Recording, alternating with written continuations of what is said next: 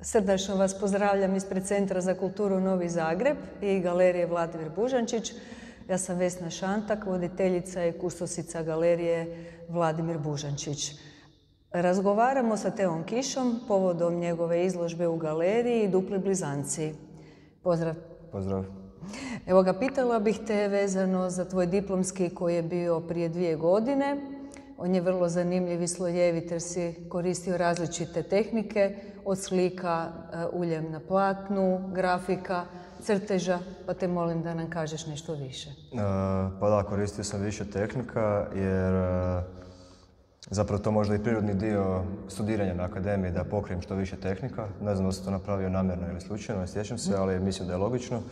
I zapravo sam u svojem radu htio napraviti jedan veliki vrtlog, jedan šafl koji se bavio povijesnim temama i mislim da mi je jedna od glavnih poanta bila da odgovornost sadržaja slike prebacim zapravo na gledatelja. Ajmo reći, vi birajte šta je na slici. Možda sam se s time riješio svih težih tema oko odluke. Tako nešto. Da, to je u stvari za tebe karakteristično da spojiš neke možemo reći, suvremene teme kao nekakvu kritiku društva sa nekakvim arhetipovima, simbolima, ali isto je tako i nekim tvojim simbolima, nekim tvojim promišljanjima.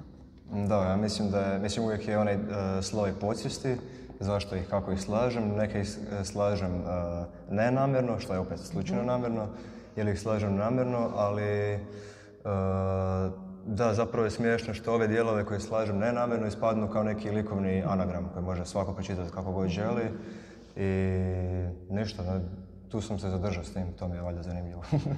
Da, pa to je u stvari zanimljivo, tako sukobljavati različite dijelove i naše podsvijesti, a opet i onoga što prepoznajemo kao neki arhetip ili simboliku koja nam je svima na neki način prepoznatljiva.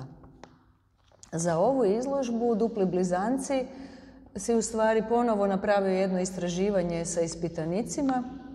Evo, pa te molim da nam kažeš nešto više. Dakle, uzeo sam 80 fotografija blizanaca, zgrada iz New Yorka, srušenih, jel?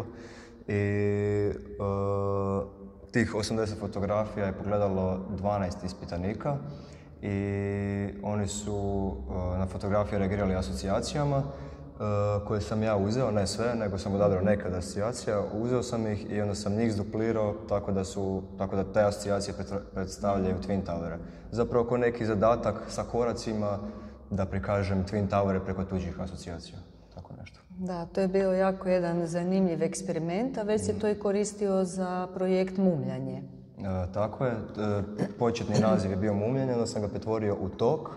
Iako bi pravilno bilo reći tijek misli, ali sam nazvao tok jer je više se radi o slici, gdje su ispitanici zapravo pričali svoj tijek misli, gdje sam njihove misli zapravo onda slikao. Isto bih ih miješao, nekad bi samo nečije misli prikazao, nekad bi miješao, tako da valjda me zanima što drugi imaju za reći, tako da sam u toj fazi, ali...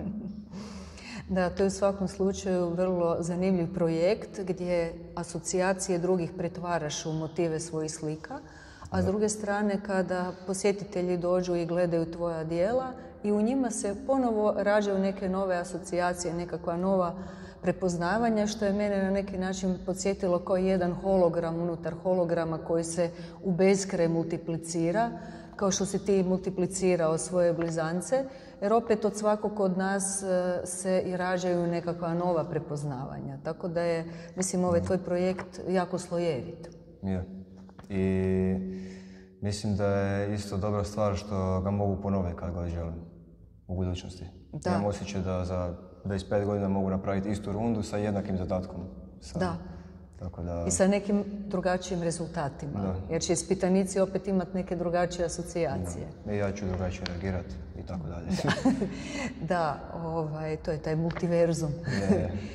Zanimljive su isto te fotografije koje si odabrao za ovaj projekt, gdje si koristio i različite plakate i fotografije ljudi koji su se fotografirali ispred zgrada Svjetskog trgovačkog centra, pa neke su bile i kao plakati za neke filmove ili LP-eve raznih glazbenika.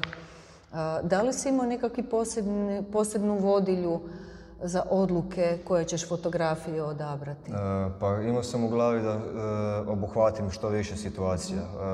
Podijelio sam neke osnovne kategorije, tipa dok se gradila zgrada, malo izvana, malo iznutra, gdje se pojavljuju u crtićima, gdje u igricama. Sigurno sam zaboravio na par kategorija, ali sam tako podijelio par osnovnih, pa sam po tome dalje tražio, ajmo reći, divlje. Nije da sam birao sad ću ovu fotku, nek sam može ova ide u ovu kategoriju. Pa. Tako da, skoro pa nasumično. Evo, super.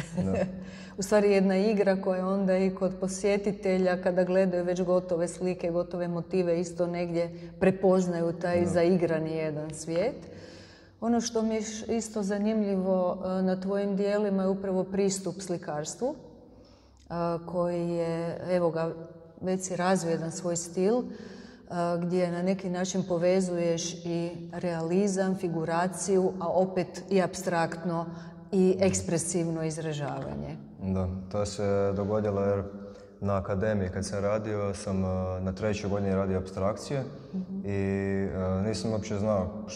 Zapravo te apstrakcije koje sam radio su imale formu, iako ih ja zovem apstrakcije, ali su te forme koje sam gradio su dosta iz slučajnih poteza su nastali neki oblici koji su me podsjetili na neurone ili svemir kad se pogleda iz daleka slika svemira. I onda mi je to bilo romantično da sam imao osjećaj da meni ruka ide ovak, a slučajno nastaje to, pa sam onda mislio wow, kako je to.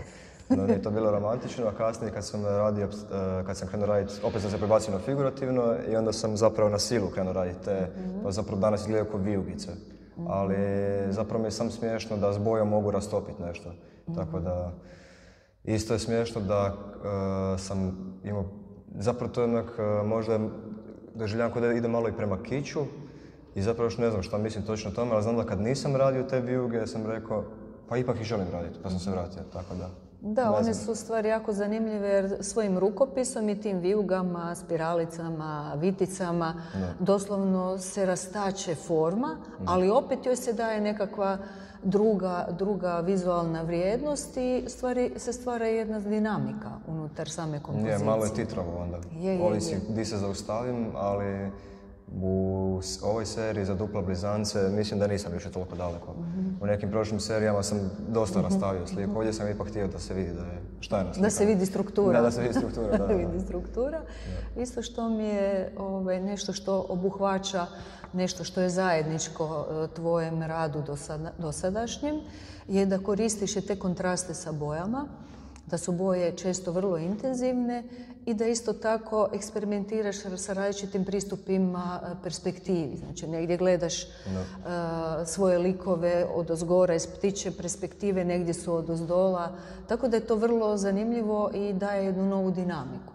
Da, pa mislim, inače volim perspektive malo agresivnije, zato što valjda volim iluziju prostora u slici. Ali za duple blizance, pošto sam oponašao zapravo ove zgrade, onda sam tražio sam te kuteve gdje je ili zgrada odozgora ili odozdola, tako da se dobije dojam, ne znam, gledanja iz helikoptera na motiv, ne znam, Barbika ili ne znam, ovaj CJ iz igrice GTA San Andreas, oni gledaju dolje kao da se gleda zgrada i tako. Da. Sam to tražio, a što se tiče boja, to mislim da sam zapravo samo volim šarenu paletu, iako je to smiješno jer sam završio grafiku, tako da bi ja zapravo trebao biti u možda nekim ne toliko divljem koloritu, ali eto.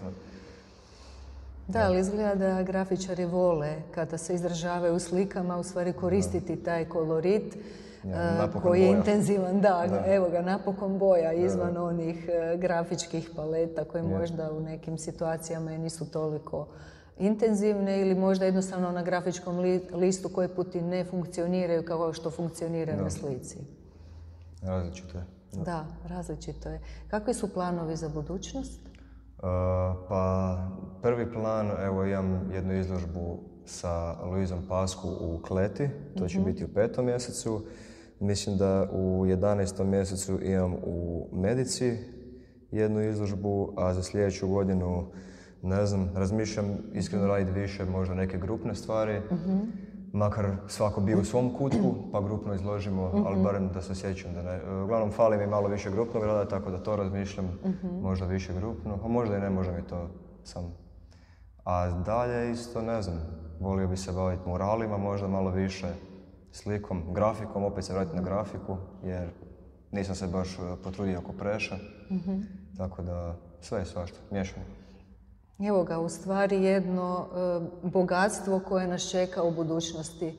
Evo ga, hvala Teo puno na razgovoru i dalje ćemo pratiti Tea Kiša koji je jedan vrlo talentirani mladi umjetnik, tako da evo ga, čestitamo Teu na izložbi i želimo mu još puno uspjeha sa novim projektima, sa novim suradnjama i sa novim slikama. Hvala. Hvala. Doviđenja, Bog. Bog.